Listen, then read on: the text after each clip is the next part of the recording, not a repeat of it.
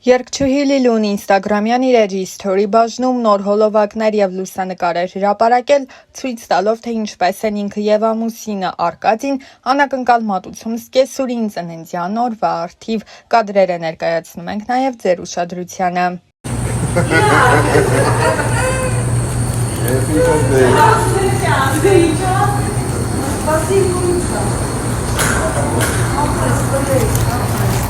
Նշենք, որ իր վերջին հարցազրույցներից մեկի ընթացքում Լիլուն խոսել էր անձնական մի քանի թեմաների մասին ու մասնավորապես նշել.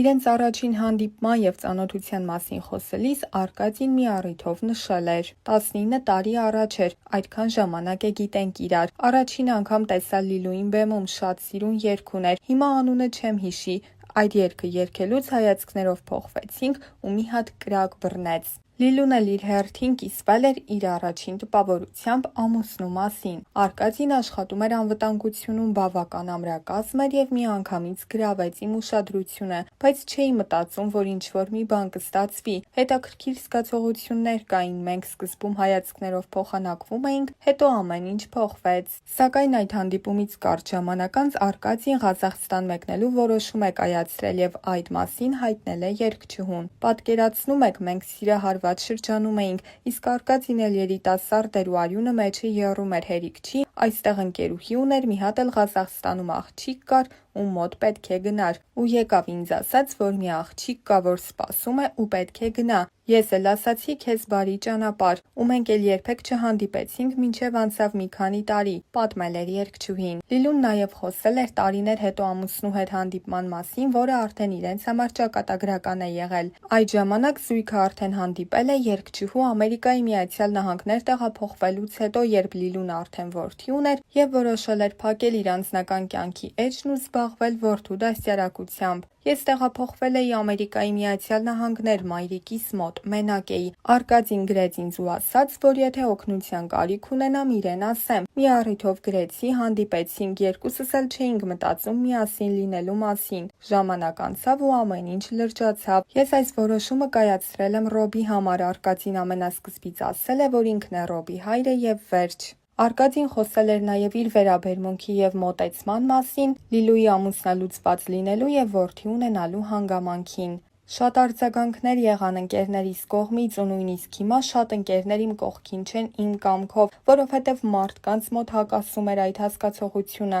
ամուսնացած բաժանված, բայց ինձ համար կարևորն այն է, որ ես գտա իմ իրական սիրուն։ Ծնողներիցս մայրս էր դեմ, բայց երբ հասկացավ, որ ես կատարել եմ իմ ընտրությունը ու վերջ դա է, ընդունեց այնպես, ինչպես որ կա, պատմել էր Արկադին։ Նշենք նաև, որ երգչուհու սոցիալական էջերում այժմ շատ հաճախ կարելի է ամուսնու եւ երեխաների մասնակցությամբ հրապարակումներ տեսնել։ Վերջերս էլ Լիլուն տեսանյութ էր հրապարակել ու բարկացած խոսել այն մասին, որ տղայի դպրոցում ցանկանում են դասավանդել առարկա, որը դեմ է իր հայացքներին եւ սկզբունքներին։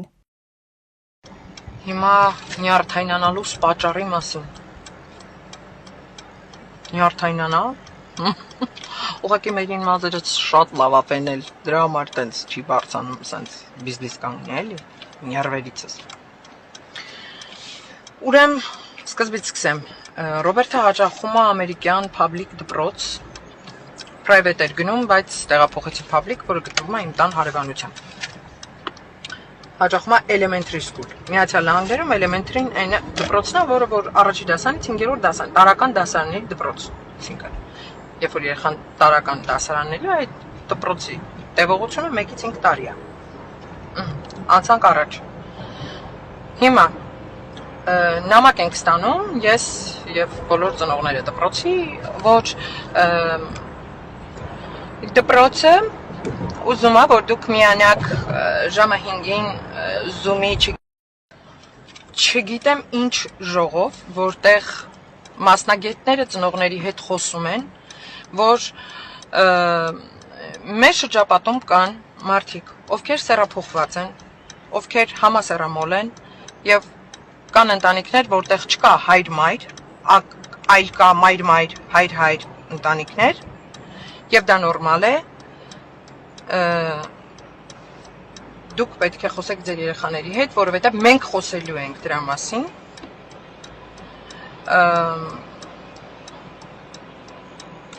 տեղյակ ենք պահելու ձեր երեխաներին։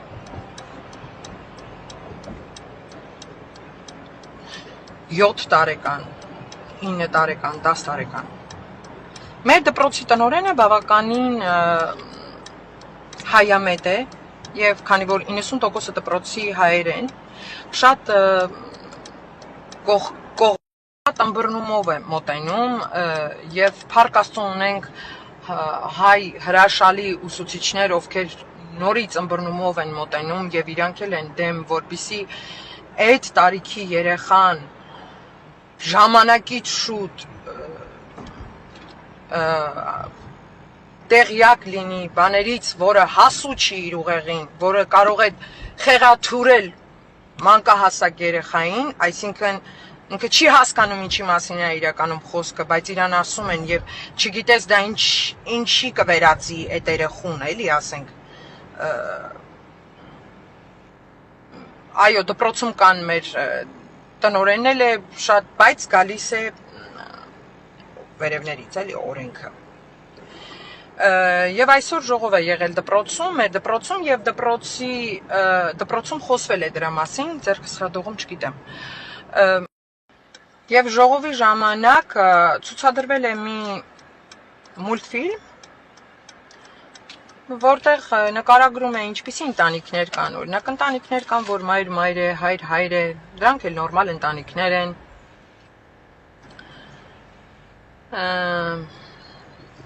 Եվ մենք չենք կարող իրենց, մենք դա ուզենք, թե չուզենք, այդ մարդիկ կան, մեր շրջապատում ապրում են։ Այո, ես համամիտեմ, որ կան այդ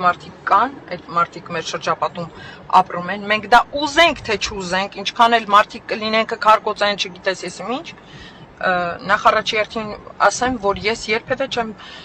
դատապարտում, որտեղ ես Աստված չեմ, եւ ինչքան էլ դատապարտես, անպատվես, չգիտես ինչ, դու Աստված չես, դու ոչինչ չես կարող անել, ամեն մարդ իր իրավունքն ունի եւ ամեն մարդ ինքը միևնույն է վերջում պիտի պատասխան տա իր արած իր քայլերի,